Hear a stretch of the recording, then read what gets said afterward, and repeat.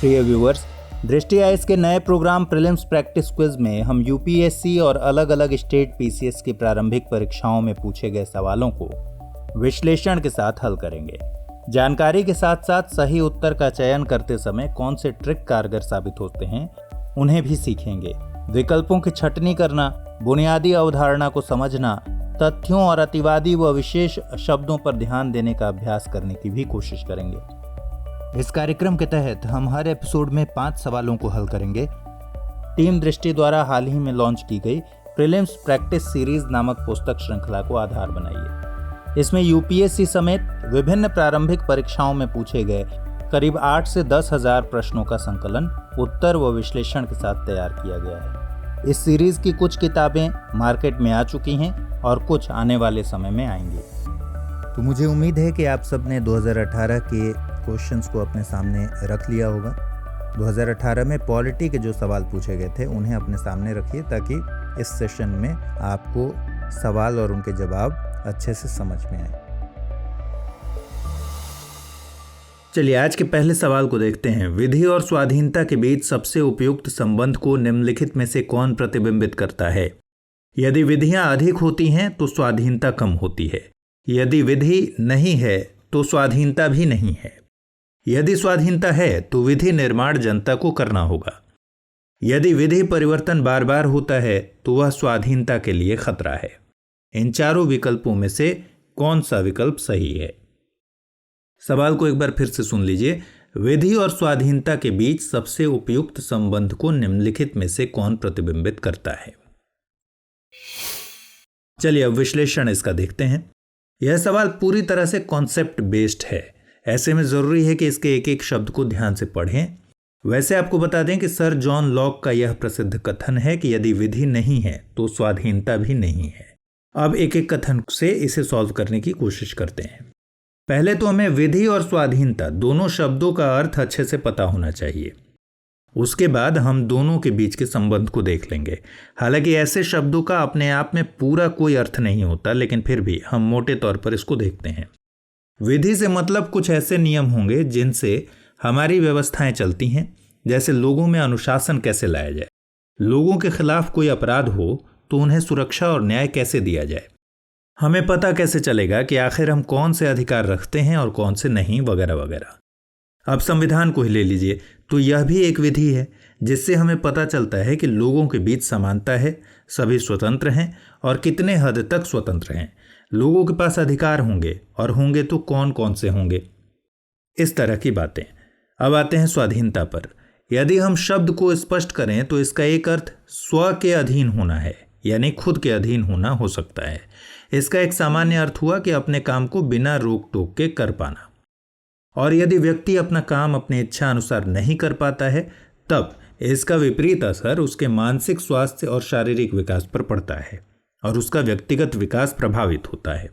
लेकिन इसका मतलब यह भी नहीं है कि लोग कुछ भी करें। लोगों को कुछ नियमों यानी संविधान और कानून का पालन करना होगा और वे दूसरों की आज़ादी नहीं छीन सकते।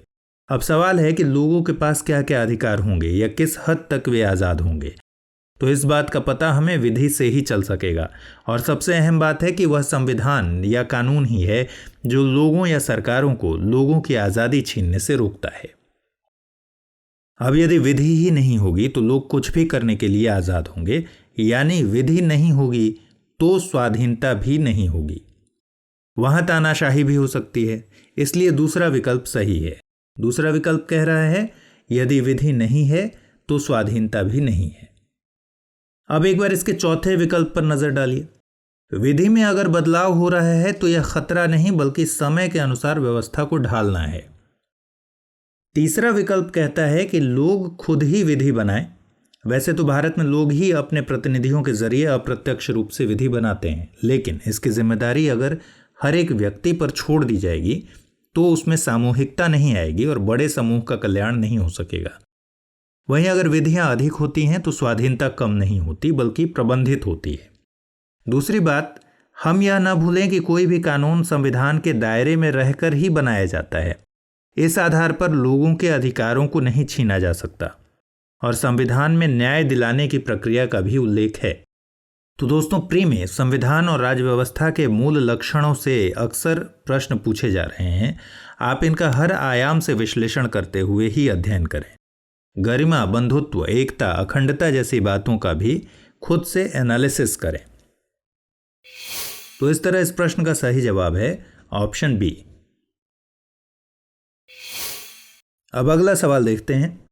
निम्नलिखित कथनों पर विचार कीजिए। किसी राज्य के राज्यपाल के विरुद्ध उसकी पदावधि के दौरान किसी न्यायालय में कोई दांडिक कार्यवाही संस्थित नहीं की जाएगी।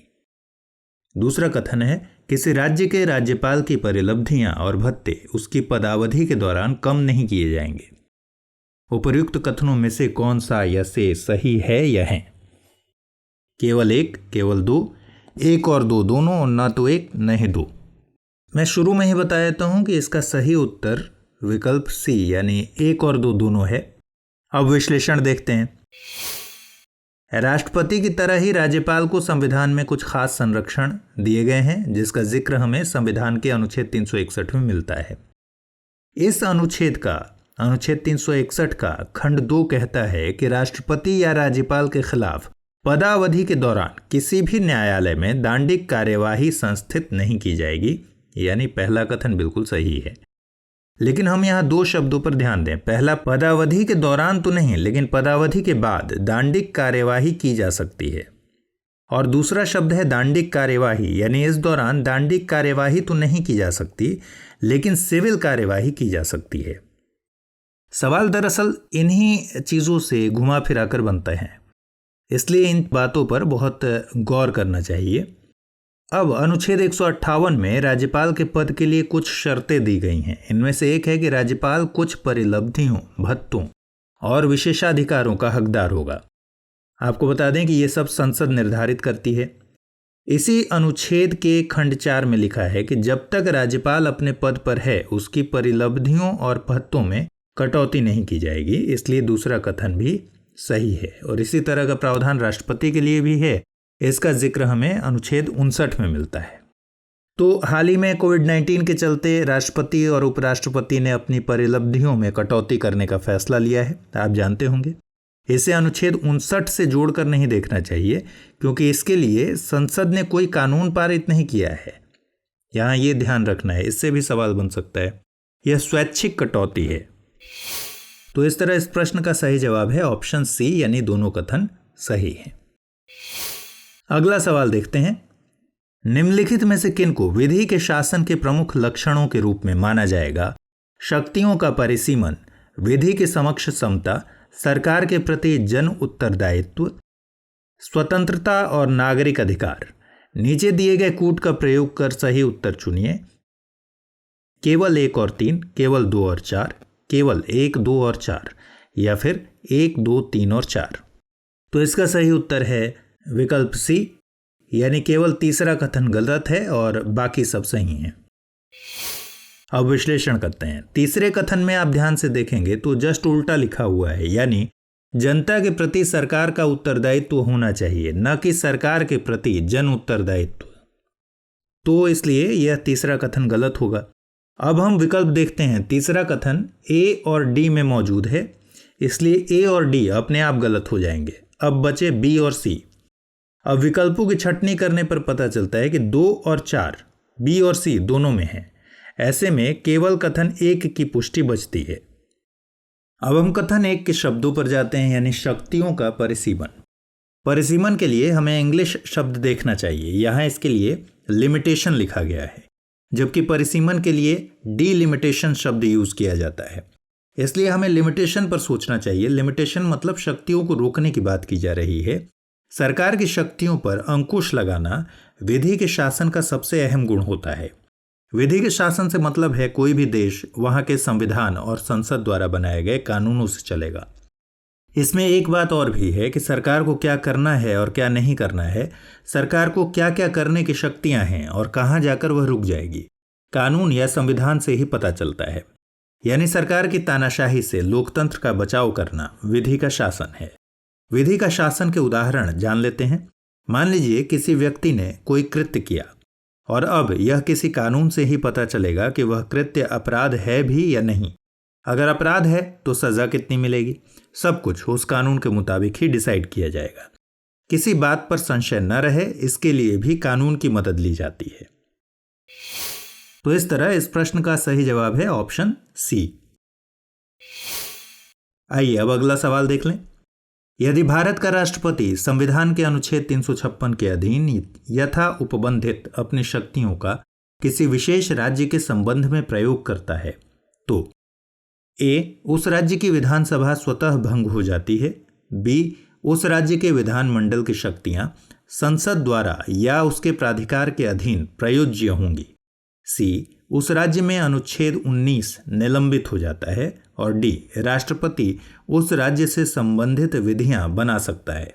इसका सही जवाब है ऑप्शन बी। ठीक है, अब पहला कथन है वो गलत है। क्यों? क्योंकि अनुच्छेद 356 के तहत विधानसभा स्वतः भंग होने की बात नहीं कही गई है। हाँ, जब राष्ट्रपति को ऐसा लगता है तो वे उसे निलंबित या भंग कर सकते हैं। राष्ट्रपति शासन के रूप में चर्चित इस अनुच्छेद का उपयोग होता कब है, इसे भी देख लेते हैं। तो दोस्तों, जब राज्यपाल को ऐसा लगता है कि राज्य का शासन संविधान के मुताबिक नहीं चल रहा है तो वह राष्ट्रपति को इस बारे में एक रिपोर्ट भेजता है। तो उस रिपोर्ट के आधार पर या बिना रिपोर्ट के भी राष्ट्रपति जरूरी होने पर इस अनुच्छेद का प्रयोग करते हैं। जैसे ही अनुच्छेद 356 का प्रयोग किया जाता है तो राज्य सरकार या फिर उसके किसी भी निकाय के पास जो भी शक्तियां होती हैं उनमें से कुछ या सभी शक्तियां राष्ट्रपति अपने हाथ में ले सकते हैं, यानी राज्य की कार्यकारी शक्तियां ले सकते हैं। इसका मतलब अनुच्छेद 356 के लागू होते ही कार्यपालिका भंग होती है, न कि विधानमंडल। इसलिए कथन एक गलत है। अब विधायी शक्तियों का क्या होगा, इस बारे में राष्ट्रपति घोषणा करते हैं कि राज्य के विधानमंडल की शक्तियां संसद के पास चली जाएंगी, यानी कथन 2 सही है। कथन 3 में अनुच्छेद 19 के निलंबित होने की बात कही गई है, जो कि सही नहीं है, क्योंकि यह आपातकाल के संबंध में अनुच्छेद 359 से जुड़ा प्रावधान है, इसलिए यह कथन भी गलत है। अब आते हैं चौथे कथन पर। यहाँ कथन अपने आप में तो सही है, लेकिन सवाल अनुच्छेद 356 के बारे में पूछा गया है, जबकि यह कथन अनुच्छेद 357 से जुड़ा है, इसलिए सवाल के संबंध में यह कथन भी गलत है। तो यहाँ आपको अनुच्छेद के भीतर कही गई बातों का भी ध्यान रखना होगा, तभी इस तरह के सवालों को आप डील कर पाएंगे। तो इस तरह इस प्रश्न का सही जवाब है ऑप्शन बी।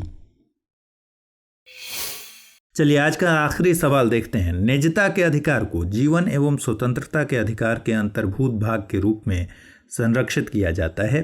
भारत के संविधान में से किससे उपर्युक्त कथन सही एवं समुचित ढंग से अर्थित होता है?